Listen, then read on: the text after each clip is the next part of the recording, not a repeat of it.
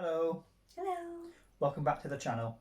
Today's video is another look at our journey from pregnancy through diagnosis and beyond with PDA, and today we'll be focusing on the toddler years. If you enjoy this video, please don't forget to like, subscribe and hit the notification bell so you never miss an upload. If you haven't seen the previous videos in this series, I'll leave a link for them just up here. Check them out. So eventually we were allowed home from the hospital after a traumatic time there, and we came home and he wouldn't sleep. There was one night where he slept really well and we thought, great, this is wonderful, we've cracked it, we know what we're doing. But yeah, that was a bit of a fluke. He just didn't sleep at all, and cried pretty much 24/7. I remember a particular time where I was holding him and he was crying and crying and crying, and I fed him. I'd done everything that you do. With a checklist of all the things to check the baby cries, so feed, change, all the things. All the things. We went through all that and still he was still crying. It must have been something like being too warm or the baby grow or just generally feeling, everything was a demand, and it was just it was hard, really hard. We looked at each other and we're like, how long till he can talk? Because we thought that might help, but actually now we realise that being able to talk is not necessarily going to solve the problem. Eventually I started to sort of do more research into things that could help us, things like baby sign. And I have to be honest, I was a bit sceptical about it. Hold my hands up and say I was wrong. But I think it's quite difficult for a parent to start thinking in a different way to the way they were maybe raised and brought up. New things introduced, was for me anyway. And all the way along, pretty much everything that has needed a change has come from your research and a change of mindset for me. It was a change of mindset for myself as well, but I was almost desperate to search and try and find a solution to every single issue that we have. Sometimes there isn't a solution, but that's kind of in my nature, I think, to research and try and find some fix. That's probably not a good thing, but that's the way I work. And we did have some things that seemed to soothe him. So he enjoyed Michael Bublé. I think I can probably still sing most of the Michael Bublé album in my sleep. And the things that soothe babies as well, some of them did work. So rocking in a buggy. Having the extractor fan. I used to push him back and forward in the buggy with the extractor fan at 2 o'clock in the morning. The second we picked him up, he would cry, because again the movement was a vestibular or a proprioceptive soother, and an auditory one for the fan. So there's all these things that we now know that looking back we go, that was why. Yeah. At the time we just knew it worked, and if it works, you just keep doing it. We did go to some baby groups and went to one called Baby Sensory. Baby Sensory. Which, looking back, probably wasn't the best idea at the time, because it was obviously all the senses. So it was music, it was touch, it was all those things, and he was the only baby that screamed during these sessions, and I was pacing up and down with him, or you were, and he was distraught by it, because it was so loud. There was music, there was lights, everything. It was just too stimulating. And he barely took part in the sessions. We were constantly thinking, oh, maybe he'll come round to it. The only bit he seemed to really actually enjoy was the bit where he got to play with the toys, and even the actual singing and repetitive songs and loud bright colours were too much for him, and he would always fall asleep before the end, or at least straight after the end, because he must have been absolutely exhausted from all the sensory input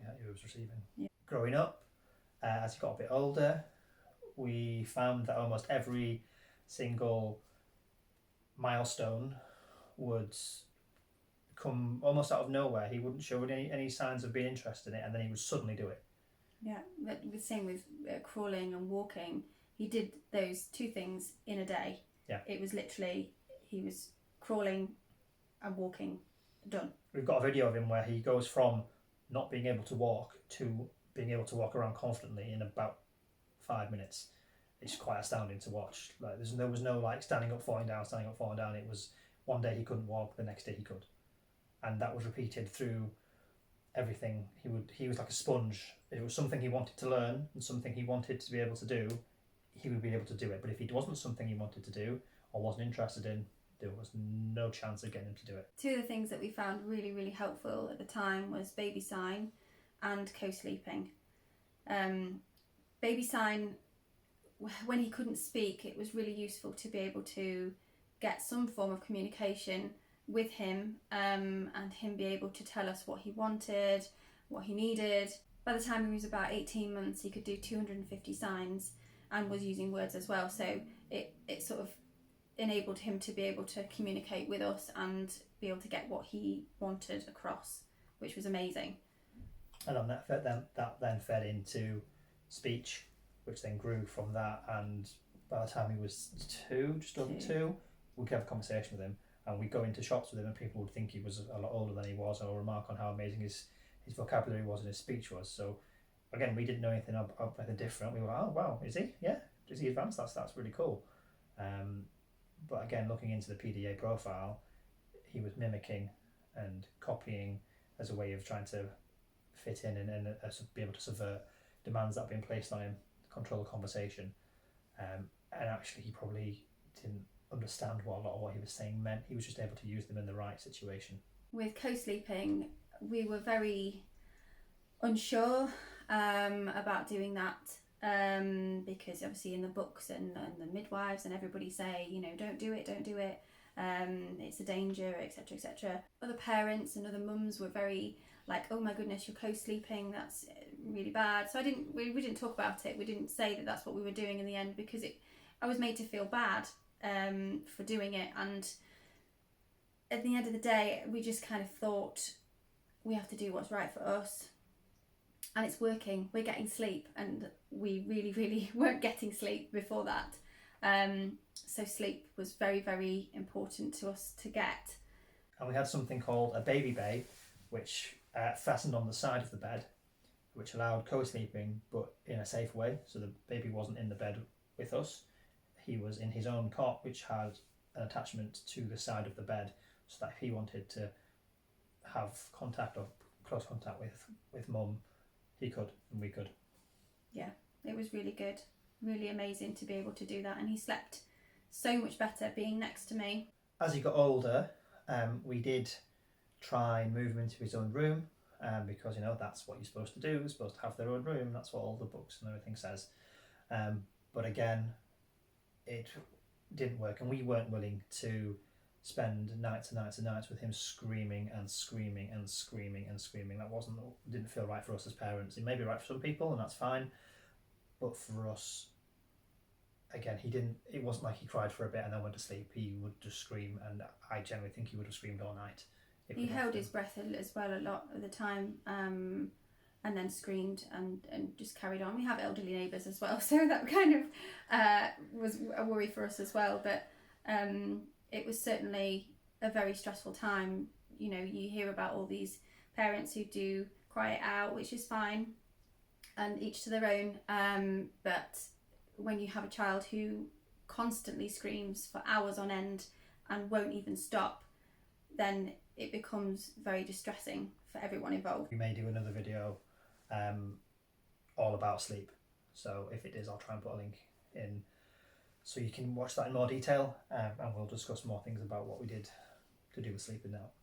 So as he got older, obviously we were first time parents, we had nothing to compare anything to, but we started noticing little things that we realised might be signs of something. So for example, he would line up his cars and they would have to all be perfectly in line, all facing the same way, and if you so much as move one ever so slightly wrong, he would start to get upset, or he would run straight over and turn it back around the right way. Had to be really organised and exactly where he wanted them. He also was massively into role play, and he would stay in as a character for ages and ages and ages, much longer than we were able to do ourselves and have the energy to as adults. And I'm sure there's lots of other little bits and pieces throughout the years that made us start to realise that maybe there was something else going on there. But I think as a parent, you maybe sometimes don't want to admit that to yourself. Kind of want to admit that it's all fine and everything's okay and what you're doing is fine and they're fine and it's all good. But I think deep down you kind of know. And there's a part of you that is worried that it's your fault and that you've done something wrong and maybe you should have done something differently. Especially when we had done things differently to the way other people had done it, there's a part of you starts thinking, oh God, maybe we shouldn't have done that or we shouldn't have done this. And actually we've been proved that we've been doing the right thing all along, majority of the time. But the lightning bulb moment for us really was when we had a second child. Because suddenly we had something to compare things to, and our second child didn't scream very much and slept fairly well. Really well. Really well. Didn't particularly take to baby sign anywhere near as much as Max did. Was still interested in it, but was kind of progressed at the normal rate. Wasn't bothered if you turned his toys round. And as Max got older, we would know we'd have other parents would speak to who would say it does get easier, that he'll grow out of it, and he would get older and older, and he would still be getting distressed and upset at things that at his age we wouldn't expect him to. I can remember a particular time when he dropped a pom bear on the floor, and it was like the pom bear had died. It was that emotion and distraught that he felt.